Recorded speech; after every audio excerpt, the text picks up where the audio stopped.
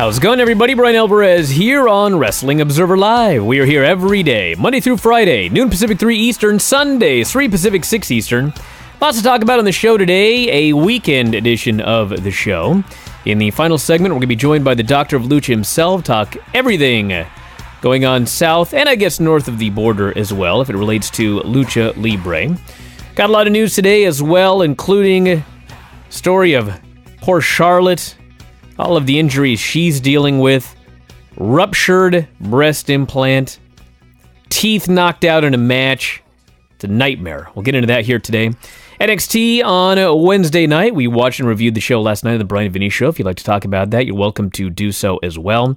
Got updates on it. Toni Storm, the ROH War of the Worlds event, Brandy Rhodes surgery, and so much more. If you want to give us a call here today, 844-411-5411. That is 844-411-5411.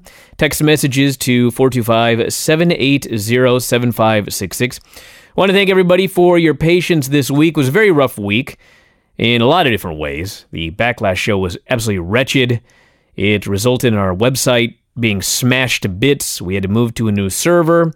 I expected days of disaster as a result of the move, but the move went remarkably smoothly, and as I hope most of you have noticed if you're a subscriber at WrestlingObserver.com, the downloads and the speed of the members area has increased dramatically. So that's a big improvement, and hopefully we won't have these problems, at least for the foreseeable future. As everything continues to grow, you got to deal with the issues related to growth.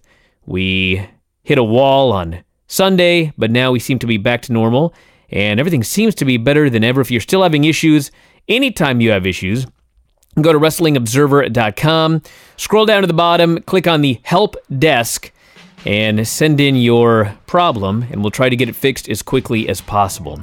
So anyway, a lot of news to talk about here today on the show. Phone calls, emails, text messages, and more. All of that is up on the front page of WrestlingObserver.com as well.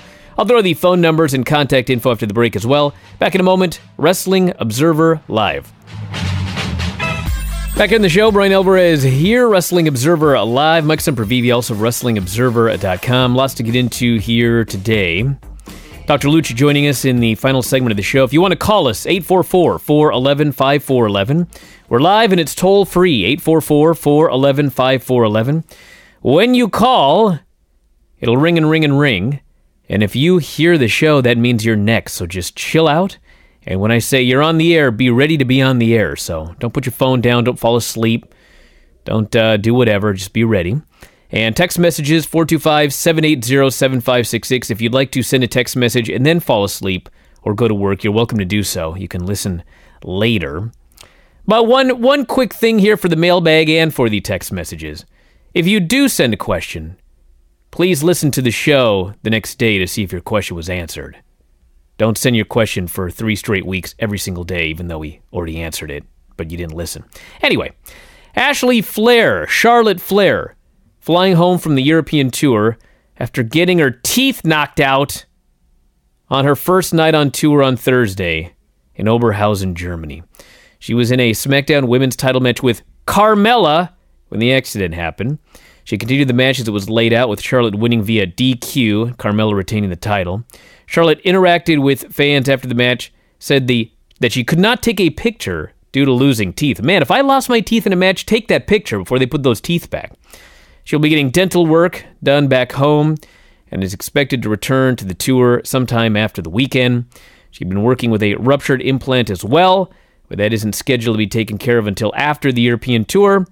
On SmackDown this week, she was confirmed for next month's Women's Money in the Bank. She defeated Peyton in a qualifier. Listen, accidents happen in wrestling. I don't know what happened. I don't want to necessarily blame Carmella. Who knows what happened in this match, but as I mentioned on last night's Bryan and Vinny show, I was watching NXT, and the NXT Women's Champion is a green former MMA fighter turned wrestler who's only been doing this a couple of years.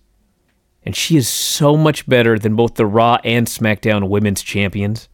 And we look at the roster of great women's wrestlers that they have. It's kind of astounding, but I guess not, because, as we've been talking about all week, it doesn't matter what they do. So there you go. Sucks to be Charlotte, but hopefully she's back in action soon. Wait a second. Are you really that flabbergasted that a woman that has practiced moves and practiced those moves by not killing the person that she's practicing with, all of these chokes, all of these leg locks, all of these arm bars, all of these things, that she is a better worker right off the bat than a woman who was a former model and another woman who was a former model, if I'm not mistaken? Well, no, I'm not saying that. I'm just pointing out that the developmental women's champion is significantly better than the two women's champions on the main roster. It's hard to learn on the fly. There's going to be accidents happen, things occur. They have occurred all seemingly to Charlotte Flair, so best wishes to her.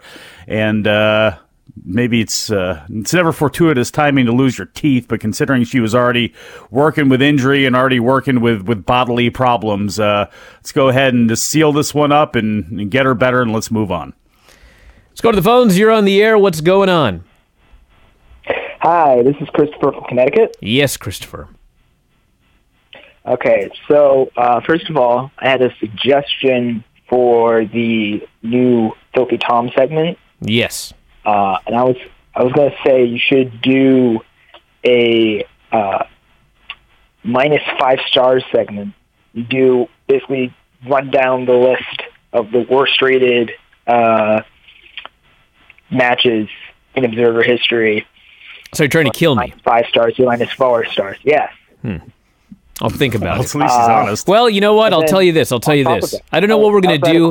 Hold on a second. I don't know what we're going to do every week for the Filthy Tom segment, but without revealing too much information right now, I can tell you that this week we are reviewing a movie which is allegedly minus 5 stars. Worse than Battlefield Earth? That's what this person claims. We'll see. Oh, my. Yeah. And so the question I had is, because this is the first time in a while where I've been so invested in NXT that I'm doing my darnest not to look at spoilers. I was wondering if you could give your impressions of the TakeOver Chicago card without spoiling things. Okay, I want to thank you very much for the call. My impressions of TakeOver Chicago without actually spoiling anything. How can I do this? Well, I think that TakeOver Chicago is going to be a pretty awesome show. Let me think about how I can explain this. I think there are going to be things on TakeOver Chicago that are better than that Sunday. That are absolutely awesome, okay? I also think there may be some things on TakeOver Chicago that could be awesome, but maybe also could be a struggle. How about that? Yeah, there you go. All right. So that's what I'll say for now. That's what I'll say for now.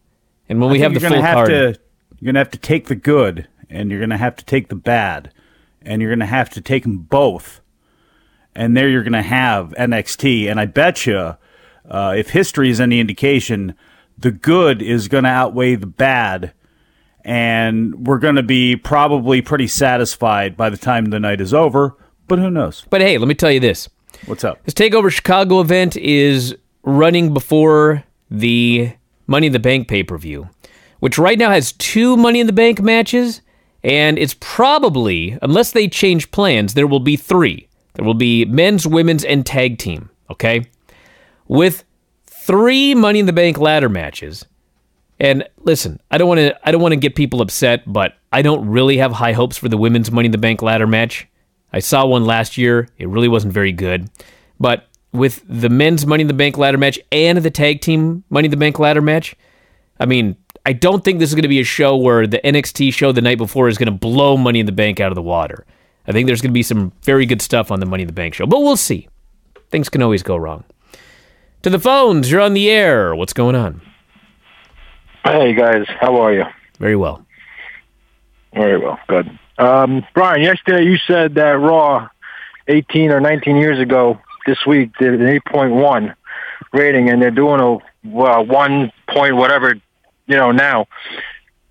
Tying back into the apps from yesterday, the ESPN Plus apps, don't you think from 19 years ago to the difference of now that those apps like ESPN Plus will prosper, being that less people are watching, less people aren't watching TV as much? well, I mean, 20 years from now, who even knows how we're going to watch TV? It could be, you could have an implant in your brain that gets all the TV you want. But listen, 20 years from now, maybe there won't even be over-the-air television, okay? Maybe. Maybe it'll all be streaming. But that's 20 years from now. We're talking about a deal that goes into effect in January of 2019. I understand wanting to look towards the future. Like, everybody in business should be looking towards the future. But there's looking and preparing for the future, and they're spending $10 million per fight night, hoping you're going to get 2.5 million people signing up for a streaming service. This is not happening in January of 2019 at all. Even if they come close. They ain't going to come close, though. To making some of that money back and reaching the different, doing different things in, 5, 10, 15 years and changing television as we know it. And people are only watching the streaming apps and not watching TV at all. I think, like I said, to my guest today, those out of the realm sports like Premier League and those things, I think will help carry ESPN to maybe, if not the highest, and the only sports, outlet out listen, there. maybe. But listen, the UFC deal alone, they need 2.5 million new subscribers for this UFC deal. UFC has a very popular streaming service among its viewers called Fight Pass. The entire UFC library, live events, guys like Anderson Silva have fought on Fight Pass. 500,000. Yeah. 500,000. They need 5 times the number of people that are currently subscribing to Fight Pass.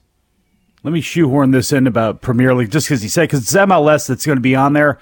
ESPN actually couldn't afford to put the Premier League games on a service like that because they cost so much, and you need to use pay-per-view and utilize them that way and do what NBC Sports Network is actually doing with it now. You couldn't actually do that. Again, for an MLS soccer fan, this is going to be your dream come true. Back in a moment, Wrestling Observer Live.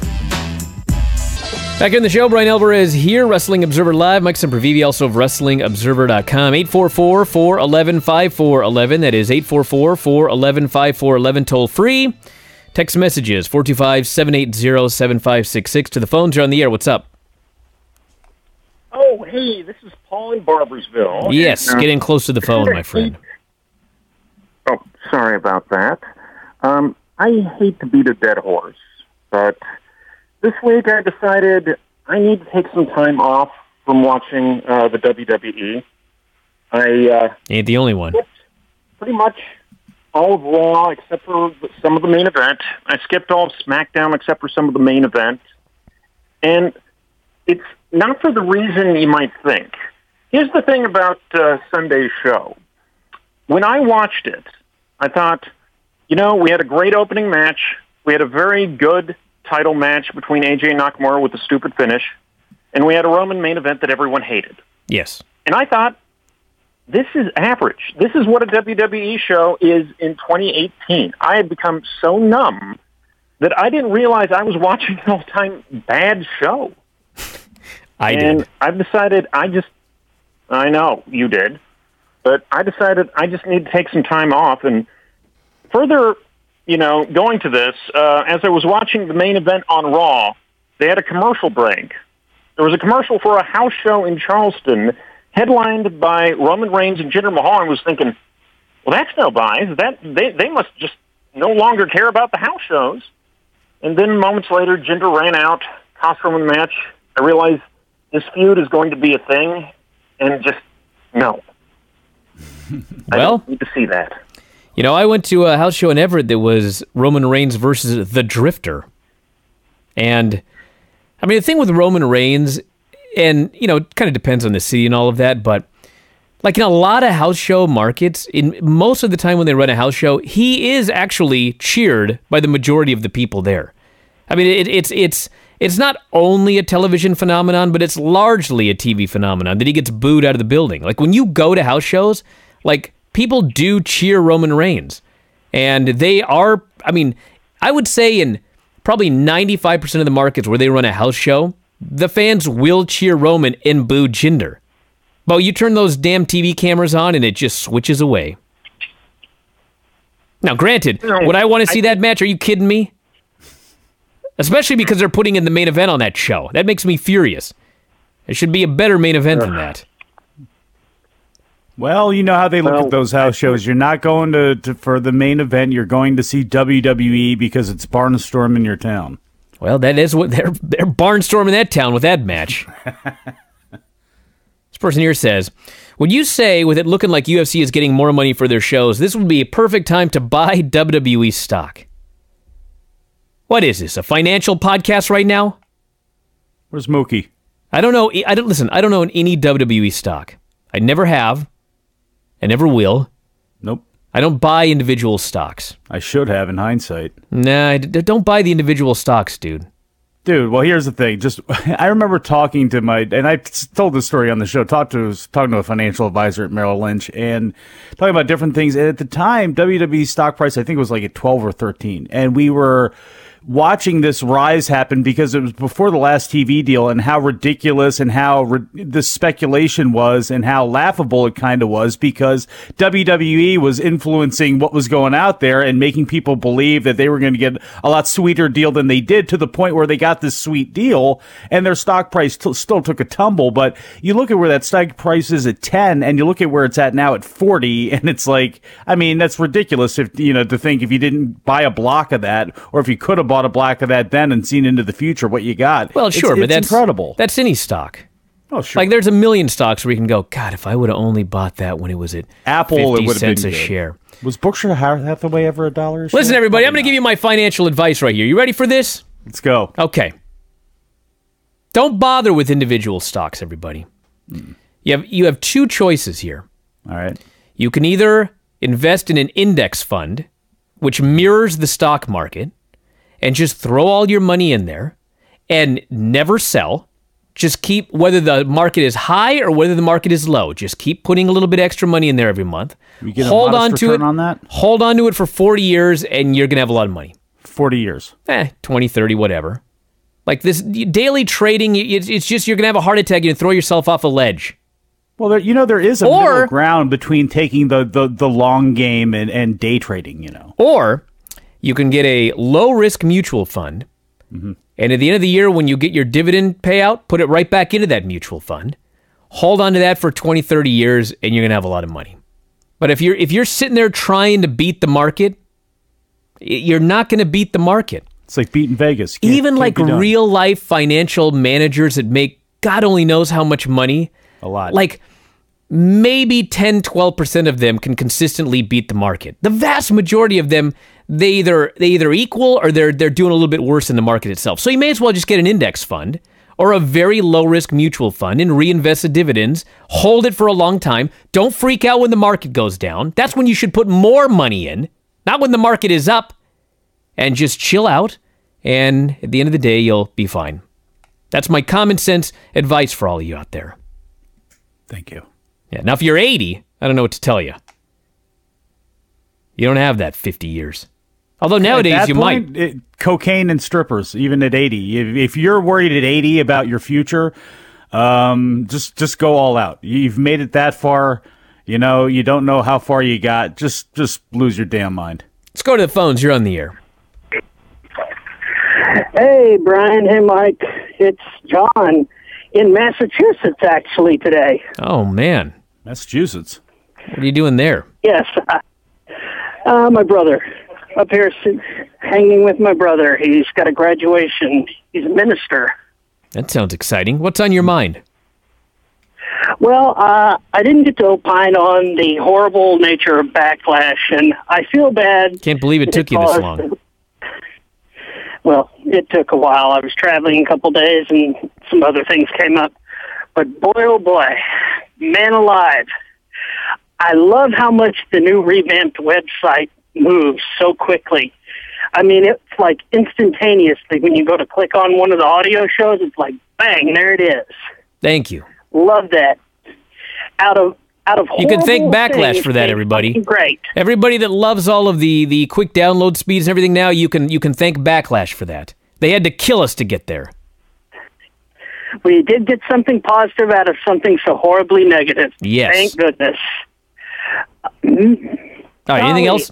Am I hearing that there's going to be a Chicago takeover NXT? I think that's the next takeover, isn't it? Chicago? Am I out of my mind? I'm a little behind on things, so that's the next thing we have on tap is takeover in Chicago, right? We got the Chicago takeover prior to the Money in the Bank show. When is Keith Lee's last independent date? I'm just curious. When is it? Show up. I mean, he could be the fella sitting there in the audience. The show's June 16th. I'm not sure when his last date is, but he could be that guy. Isn't he wrapped up most of the big ones like PWG and Beyond and all that stuff? Didn't he finish up? So there's not many more. No, he's got another PWG coming up. They've got the Bask in his glory. I'm not sure. Oh, of course. I'm crossing my fingers for that, and I'm also crossing my fingers that Mike and I will get our much vaunted Haas division in NXT. No, man, you have a Haas division, for crying out loud. Listen, I want to thank you very much for the call. We gotta move on here, but Bask in his glory is May 25th. Oh, and I'm not sure if that's his actual so many chants last show or not, but we're so proud. You deserve it. All right, a couple of things here. Please come back. Oh man, I can't wait. 17 and a half stars. We got 2.5 minutes before the break, so a couple of news notes here. First off, listen, everyone's been texting about CM Punk doing a signing for Pro Wrestling Tees the weekend of All In. They're asking, what does this mean? He lives there. What this means right now is he's doing a signing for Pro Wrestling Tees over the weekend of All In. Getting paid. I have no idea if there's anything more to it. I have no idea if he's going to work the show. I have no idea if he's not going to work the show. I have no idea if he agreed. Let him concentrate on his fighting. How about that? Well, yeah, that's going to be first. So I don't know what's going on. Toni Storm, belief in the UK, may have signed with WWE, which would be great because she's great.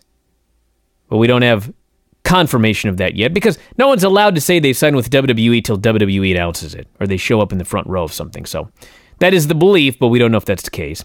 ROH War of the Worlds in Lowell. Dalton Castle is injured. He has a broken hand and he has a bad back.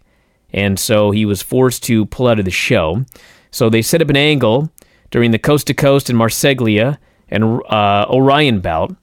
SoCal Uncensored came out, took the ROH six-man tag team titles from the Kingdom, who had stolen them, set up a new match for later that night. Kingdom regained the titles, so they give you a title change on that show to make up for no Dalton Castle. I don't know what the update on his status is. I know that Filthy Tom shattered his forearm and he was back in 5-6 weeks, so hopefully Dalton can... Yeah, but you know how it goes. Fighters heal faster than normal men. Dude, not if they're Tommaso Ciampa. You watched that NXT show Wednesday. He still got a black eye from a show WrestleMania weekend. It's terrible. So, main event of that show, Young Bucks beat Los Ingobernables. Brandy Rhodes also. Successful surgery from a double fracture of her clavicle in which she worked 2 matches afterwards. Which, if you've ever known anybody who had a broken clavicle, that's about as tough as they get. Back in a moment with Dr. Lucha, Wrestling Observer Live.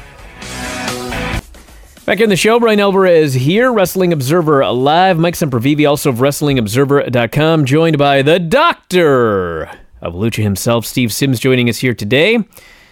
Steve, how you doing? I'm doing fine. I'm afraid I have to have a warning to American fans who show up to ROH cards, though. What's that?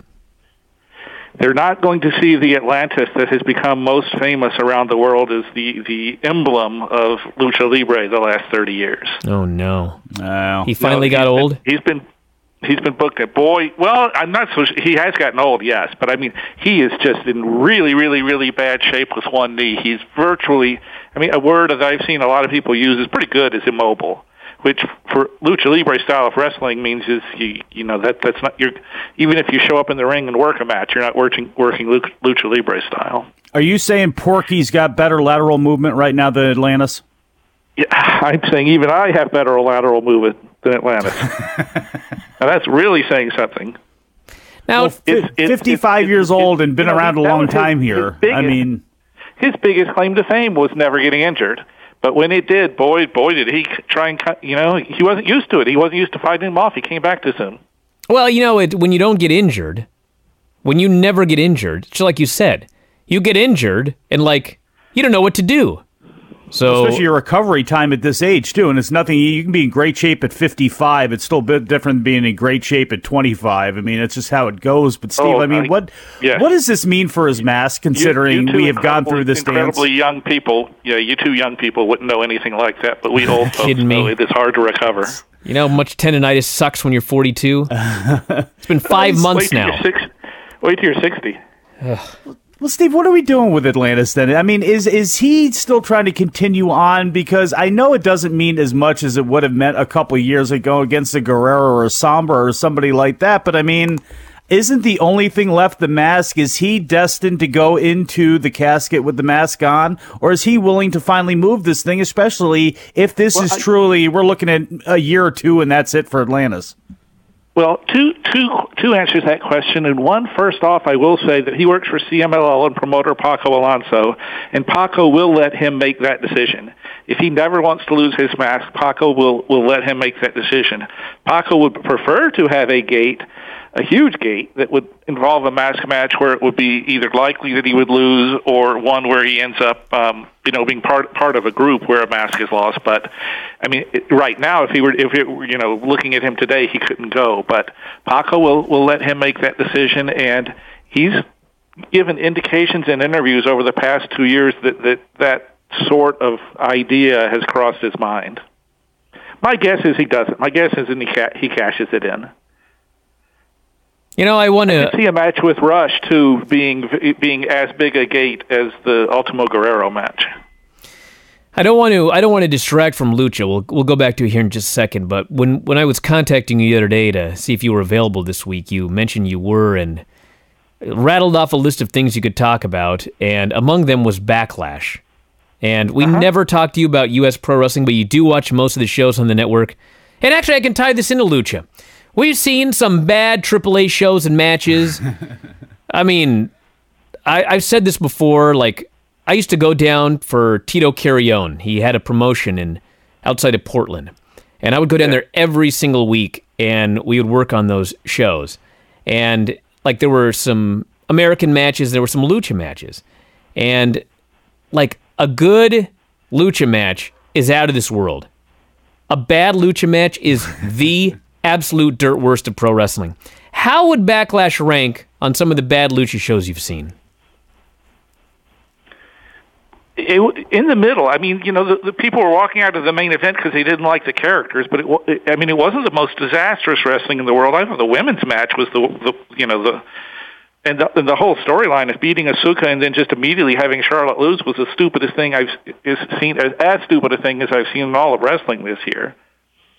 It's much more stupid than Roman. Roman at least has good matches. The fans don't want them, and eventually WWE will solve that problem by going in another direction. It's just, Vince is just ungodly stubborn. But I thought it was a bad pay-per-view, but it was nothing like a Triple Mania of 2 years ago with the Villanos and the Clowns and that sort of thing, where you had a match or two that was passable and everything else was just chalk on the blackboard.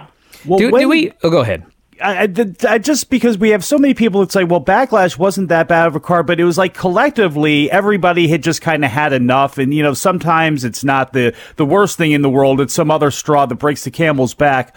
In Mexico, have there been times, like what have been the big throw your hands up times for whether it be Universal or CMLL or anybody over the years where it's just been a time where everybody kind of collectively went, okay, this blows, we're out for a while, or whatever the mentality was that made people shake up like Backlash did? Well, in CMLL, Paco had times where he can't even figure out an anniversary show, so he throws everybody together in a multi-person cage match for the main event. Or that he throws everybody together because he knows the match he really wants to run is just going to bomb at the gate, and folks will revolt, stuff like that. I mean, in general, fans are sending CMLL a message for the past 7 years that other than the Atlantis mask matches, there's virtually nothing that has drawn what I would call a decent crowd. I mean, the crowds in the first 10 years of this decade were triple what the average crowd is now. They've just got a warm hum, and I would argue that every card that CMLL is putting on, they've got some great matches during the year. They got too much talent to not have that, but there's a lot of fan revolt. I mean, that's why in a city of 20 million, you're only getting 4 or 5 or 6,000 people to show up on Friday nights. You would think in that large a crowd with that big of a talent pool, they should be doing a lot better. Hey, boss. Well, fans don't so much walk out on AAA because I don't think they have any expectations coming in. They're just going there to see the name, and whether it's just ridiculous matches that are nothing but extreme, beyond extreme, just brutality matches, or matches that are good, but you show up at the arena expecting one card and you get another thing. There's a lot of things that could make the AAA fan unhappy, but they don't seem to get as pissed because I don't think they expect anything. They're just going there to see whatever happens in front of them. Were either one of you there the day on October 23rd, 2004 in Woodburn, Oregon, when Atlantis beat Fidel Sierra in a mask versus hair mask? I was not there. I wasn't there. I did once wrestle both Villanos for the UWA tag team titles. By yourself? No, I didn't win. I mean, we didn't win. Who's your teammate? I can't remember who made it. I don't even remember. But yeah, there have been a lot of unhappy fans. CMLL is famous for fans if they don't like the main event, and of course it's cooled down now because the fans that were that passionate are just tired of the product right now. But they used to have fans that would shout fraud and throw things in the ring when they didn't like the result of big show main events. This happened frequently in the past 20 years. I say fraud. I remember happening. The product is just too dull. When's the last time fraud was changed? Because it wasn't all that long ago, was it? The Sombra Volador, they had Atlantis and Ultimo Guerrero, Sombra and Volador all in the same thing, and everybody expected to get the Atlantis Ultimo Guerrero final, and they didn't. Yes. And they just crapped on that match the rest of the way. It was like the 83rd show or something like that anniversary, or was it the I can't remember. Yeah. And that was a match that was actually a fabulous match as a match, but there's no hope of them getting the crowd at any level. I don't think we talked about the death of Universo on this show, did we? Universo is dead. It's a very sad thing. He has been in really bad shape for about 2 or 3 years, heart attacks and stuff like that. He was the youngest of his brothers. They were a very good trio, and they were very, very, very, very reliable. When you're doing research for a book and stuff, and people talk about certain things and stuff, the thing that kept coming up over and over and over and over about the Dinamitas was how they were the adults in the room. They were very professional. That outside, in the locker room, in going on the bus to places and stuff like that, they didn't miss dates. They didn't complain, except when they complained, they just went to the promoter privately and talked to him like a man, one-on-one. They weren't always just whining and bitching in the locker room, which I don't know if you know this, but that happens a lot in wrestling. No, come on. And they got a very good reputation to the point where when Universo actually really wasn't very good in the ring at the start, he was such a nice person and such a straightforward person outside the ring that people just cut him a lot of slack until he learned better how to work and how not to hit people for real when he didn't mean to. He drew a lot of fans, though. I mean, it's hard to explain to people who haven't seen it how big the crowds were when he was on top from 2000 after the Perro Aguayo angle to about 2005. A lot of people paid a lot of money to see cards that he was on, sometimes because of him and a lot of times because he was just in the mix. So as far as like big upcoming shows, what do we got? It's very interesting because I'm waiting to see AAA has a show June 3rd. So when is June 3rd? 3 weeks? 3 weeks? And between now and then they have 3 TV tapings before then. And their show is Verano de Escándalo, which is the last show before Triple Mania.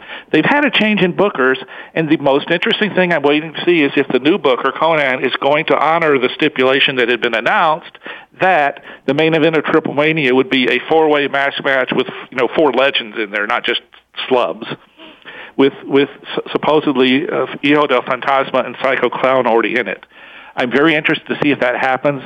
I'm interested to see if they can, they are trying everything they can to please L.A. Park, and they're trying to get him in there, and there have been numerous rumors that AAA, through Dorian Roldan, is trying to entice Rush to come over and promises him, a mask versus hair match versus Park and that sort of thing. So things are very much in flux. And to summarize, what I'm trying to get to with all this is, starting next week on Friday the 18th through June the 3rd, they'll have 3 TV tapings and a main show, and we'll kind of know what their new direction is. What do we know? Go ahead.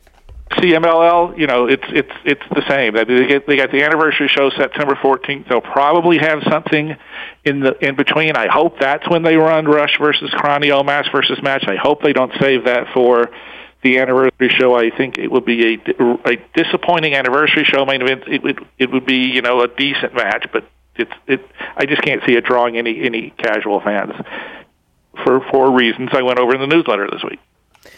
I mean, we've had some anniversary shows with questionable main events. I mean, there's sort of the idea where... Go ahead. Yeah, when you have 85 of them, you're going to have some bombs, you're going to have some great successes, and I never fault somebody who's creative for taking a chance on things, and I don't fault them for taking a chance on Gran Guerrero and Dragon Lee and stuff like that. I mean, that's the sort of thing you can shake your head and say, well, it didn't work, but they were trying to, promote a young star up and move in the right direction. And if it didn't work, it didn't work. But if you're, a creative person, sometimes you're going to have ideas that don't work. So I think the idea is, it's how far in advance do they put tickets on sale for an anniversary show? Normally, 3-4 weeks, something like that. I've seen it 6 weeks. I think is in the past 3 or 4 years, as they've let Ticketmaster handle a lot more of their tickets, and 7 or 8 years that they've let Ticketmaster handle the tickets. But so it's fairly close to the date of the show. So you pretty much have to already have your main event planned before you put the tickets on sale. It's not like you can put tickets on sale several months in advance, and if they're going well, you can book as a result of that. Stand by. We'll actually talk about this after the break. Back in a moment, Observer Live. Back here in the show, Bryan Alvarez here, Wrestling Observer Live, Mike Sempervive, the Dr. Lucha. What I was trying to say as I'm babbling before the break is, if, for example, you're New Japan, and you put tickets on sale to an event with no matches announced, like they did for the Cow Palace, you sell 10,000 tickets the first day, you don't have to put a phenomenal main event to finish the show. You don't want to put on a bad main event, but you can you don't have to put your best match there. Yeah. They've only sold 3,300 tickets, so they got to put a spectacular main event on to sell the rest of those tickets. That's why I was bringing up the ticket sale date for the anniversary show. Yes, with the caveat that even on big anniversary shows, it's still more of a walk-up crowd than anybody else a walk-up crowd than any other place in the world, and it is on a holiday weekend. So that's even more likely to increase the Arena Mexico walk-up, but it's something I'll get to in a couple, 3 weeks in a future issue of the newsletter. Well, let's plug that newsletter, baby. This week's analyzing the anniversary show now that it's been announced and the one big direction that CMLL has right now, and how I'm praying to God that Paco doesn't pull the plug on another basically semifinal match and promoting it up to the main event. I thought this week's issue wrote itself. I thought it came up pretty well, so I'm very happy with it. Of course, you can grab the Figure 4 Weekly as a subscriber to WrestlingObserver.com. Not only do you get the new issue of Figure 4 Weekly, but all of the archives are available on the website. Archives and new issues of the Wrestling Observer newsletter, and every show we've ever done, over 9,000 radio shows in the archives, many of which involve the Doctor of Lucha himself. So, Steve, I want to thank you so much for doing the show today. We'll have you on again next week. Thanks, Mike, as always. Everybody in the studio, we're here every day, Monday through Friday, noon Pacific, 3 Eastern. Replays, 5 Pacific, 8 Eastern. Check it out. Thanks, Mike, as always. Callers and listeners, everybody in the studio, Wrestling Observer Live.